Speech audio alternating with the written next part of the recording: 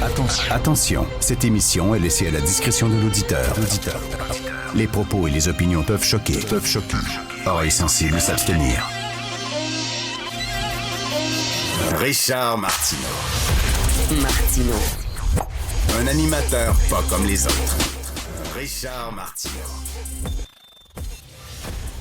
Bonjour, merci d'être fidèle à Cube. Je vous rappelle que vous avez à peu près 2 semaines pour préparer vos enfants pour la terrible éclipse solaire qui va se dérouler le 8 avril. Vous pouvez acheter toutes sortes de lunettes de protection, des casques, des jambières, des genouillères, des trucs pour protéger les coudes aussi si jamais il y a un vent de panique dans les écoles et ça se met à courir. Bref, 2 semaines pour protéger vos enfants. Un sondage Angus Reid extrêmement intéressant, publié dans le National Post aujourd'hui. Écoutez bien ça. Plus les gens éprouvent de difficultés économiques, plus ils ont de la difficulté à boucler leur fin de mois, à payer leurs factures, plus ils ont peur de perdre leur emploi, plus ils ont tendance à voter conservateur. Ça, c'est-à-dire que maintenant, ce sont les travailleurs, les gangs petits qui votent conservateurs. Tu sais, avant, là, les partis de droite, c'était pour les banquiers, les gens riches, etc. Et c'est la gauche, comme le Parti libéral du Canada et le NPD, qui allait chercher les gangs petits. Mais là, ces gens-là disent, ben non, parce que la gauche, comme le Parti libéral de Justin Trudeau et le NPD, ben ils parlent woke. Ils parlent au woke, puis ils ont complètement abandonné les gens qui ne font pas beaucoup d'argent. C'est un peu la même chose aux États-Unis. Hein. Les gens qui travaillent dans des usines, qui ont des petits jobs et tout ça, ils ne votent pas démocrates. Ils votent républicains, ils votent Donald Trump. Pourquoi? Parce qu'ils disent ce parti-là me parle à moi.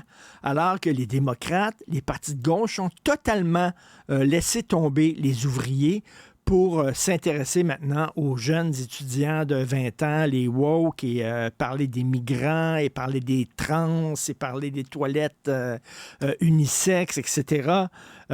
Puis ça nous passe 25 000 pieds par-dessus la tête. Alors, c'est la même chose ici au Canada. Et ce qui est intéressant, c'est qu'on a décortiqué tous les votes, la façon dont les gens vont voter. Les travailleurs syndiqués, la plupart des travailleurs syndiqués vont voter Parti conservateur. Et même chez les employés du secteur public, chez les fonctionnaires, 34 des fonctionnaires vont voter conservateur, alors que 26 des fonctionnaires fédéraux s'apprêtent à voter NPD et Parti libéral. Tu sais, quand les grands syndicats là, qui prennent l'argent de leurs membres pour financer toutes sortes de causes très gauchistes, ben je m'excuse, mais vos membres votent conservateurs. Donc, ça veut dire que les directions des grandes centrales syndicales sont complètement déconnectées de leur base. Ils disent, nous autres, on va appuyer des grandes causes de gauche, alors que leurs membres, eux autres qui travaillent fort, appuient le Parti conservateur, appuient absolument pas la gauche. Donc, c'est un sondage très, très intéressant d'Angus Reid. Alors, un autre attentat terroriste terrible en Russie, ils sont rendus à 137 morts. Et je lisais sur Internet, on peut trouver une liste de tous les attentats islamistes qui ont été commis depuis les années 1980. Alors, vous avez les références, le nombre de morts, où ça s'est passé, comment ça s'est passé. Là. Depuis 1980, tous les attentats terroristes islamistes qui se sont produits. Si vous imprimez cette page-là, vous allez avoir à peu près 50-55 pages remplies là, de regardez, moi j'ai fait imprimer seulement pour l'année 2016. Je vais imprimer seulement pour l'année 2016, j'en ai pour 10 pages. C'est rien qu'une liste d'attentats terroristes islamistes en 2016. En Inde, le 2 janvier 2016, 11 morts. Une base militaire qui est attaquée par les islamistes. En Libye, le 7 janvier 2016, 65 morts. En Irak, le 11 janvier 2016, 12 morts. En Turquie, le 12 janvier 2016, dans un centre d'achat, 10 morts. Au Pakistan, contre un centre de vaccination, un attentat dans un centre de vaccination, 15 morts. Au Burkina Faso, 30 morts. Au Pakistan, 11 morts. En Somalie, 20 morts. Au Cameroun, 29 morts. Je vais continuer, là. C'est plein, plein, plein. En Côte d'Ivoire, 18 morts dans une station balnéaire. En Belgique, 32 morts. 2 attentats suicides à l'aéroport de Bruxelles. Au Pakistan, 72 morts. Alors, c'était perpétré contre la communauté chrétienne. Au Congo, des extrémistes musulmans qui ont égorgé, qui ont tué 34 chrétiens, etc., etc., etc. Ce sont tous des attentats islamistes. Imaginez que tous ces attentats-là aient été perpétrés par des catholiques extrémistes. Imaginez ça, c'est un après l'autre, là. Tel pays, tel pays, tel pays. Puis c'est tous des groupes des catholiques extrémistes.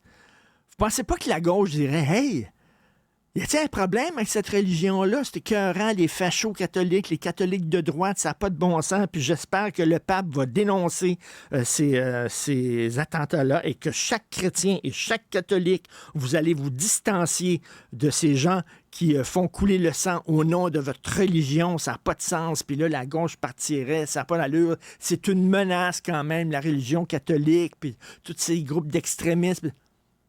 Mais là, c'est des islamistes. Musulmans, radicaux. Mais ça, on n'a pas le droit de rien dire. On n'a pas le droit de dire, ça se peut-tu qu'il y a un problème? Ça se peut-tu qu'il y a un problème avec cette religion-là? Je comprends que c'est la frange extrémiste qui commet ces attentats à répétition. Mais comment ça se fait qu'il y a une religion qui donne, justement, qui prête flanc à cet extrémisme-là? Comment ça se fait qu'il y a autant d'extrémistes dans cette religion-là? Ici, là, ça prend quoi? 2 chrétiens radicaux, peut-être, là, au Canada, qui disent peut-être qu'on devrait remettre l'avortement en question, puis le t'entends la gauche, t'es écœurant, les catholiques, les chrétiens, l'extrême droite chrétienne, ça n'a pas de bon sens. C'est vraiment alarmant, c'est terrifiant, c'est une menace. Ben là, la liste est interminable des attentats islamistes. On a-tu le droit de dire peut-être qu'il y a un problème? Et peut-être que ça serait le fun que les musulmans modérés, puis Dieu sait qu'il y en a, dénoncent aussi les gens qui tuent comme ça au nom de leur religion. Parce que si c'était l'inverse, si c'était des catholiques crinqués qui faisaient ça, on demanderait ce que chaque chrétien dénonce ça, puis que le pape se lève, puis ça. Là, c'est drôle, on ne peut pas demander aux imams en disant « Allez-vous dénoncer? » Ben non, parce qu'on les met tous dans le même panier. Pas d'amalgame, pas d'amalgame. Il faut surtout pas les mettre dans le même panier. Je m'excuse. Il y a un problème, à un moment donné, là. Puis, tu sais, ça prend combien de loups solitaires pour former une meute? Donc, un autre, et là, il va en avoir d'autres, hein. Tous les experts le disent. Souvent, ça part le bal, puis il va peut-être avoir d'autres gros attentats terroristes, islamistes, parce que, tu sais, c'est pas des bouddhistes, c'est pas des chrétiens, c'est pas des pentecôtistes, c'est pas des protestants, c'est pas des raéliens. À un moment donné, on peut-tu se poser cette question-là? Si c'était, je le répète, si c'était des catholiques qui faisaient autant d'attentats que ça, vous pouvez être sûr que la gauche poserait une sacrée bonne question. Et en terminant, je veux parler de Bill Maher. Vous savez à quel point je l'aime. Cet animateur, cet humoriste qui a fait une sortie extraordinaire à son émission Real Time with Bill Maher sur HBO.